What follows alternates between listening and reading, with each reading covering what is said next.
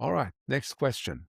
How did you help people leave old habits behind and accept new methods, or basically develop new habits, I would assume? There is an amazing book around the context of habits. It's called Atomic Habits. I think if I'm not wrong, the author is James Clear. And he describes that one way to change habits is first about thinking and that's why it's called atomic habits, and in small changes, right? Don't aim for that big change. So if you've never run, don't aim for running 10K. Aim for, hey, I put on my shoes and I go out and I spend 10 minutes outside, right? Then the next day I can do a bit more. The next day after that, I can do a bit more. And ultimately, I will get to that 10K, but break it down in the agile space we would call into smaller increments, right? And with every increment, you develop that habit of becoming better. Now, if you think about a team, right? If they usually are not able to deliver something within a week, right? And normally it would take them 3 months to have something that could go into production, forcing them to do 1 week or 2 week sprints from day one is going to be very painful, right? And their existing set of habits does not allow them to embark on this journey.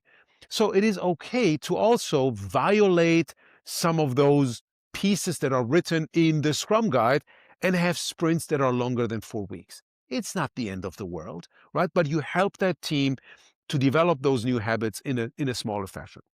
The other piece of advice that I took from James Clear's book, Atomic Habit, is don't tell people what to do. Instead, ask them who they want to be. So recently I was talking to my son and he wants to be a football pro. And now I could tell him, now you have to do this, do that. But instead I told him, if you want to be a football pro, you have to live like a football pro. So imagine you're a football pro today. What would your day look like? Oh, you would practice every day. You would work on your body, right? You would have good nutrition. You would spend enough time regenerating, get some sleep, right? So instead of staying playing with the PlayStation all day long in an like extreme case, you would live a healthier life. And it's exactly those things that will also help you become the pro in the ultimate space. So with teams or whatever habit you want to change, ask them, who do they want to be?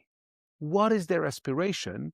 And then think about what types of behaviors would they demonstrate if they achieve that aspiration, and then start with those things. So 2 pieces of advice. I definitely recommend reading that book, Atomic Habits by James Clear.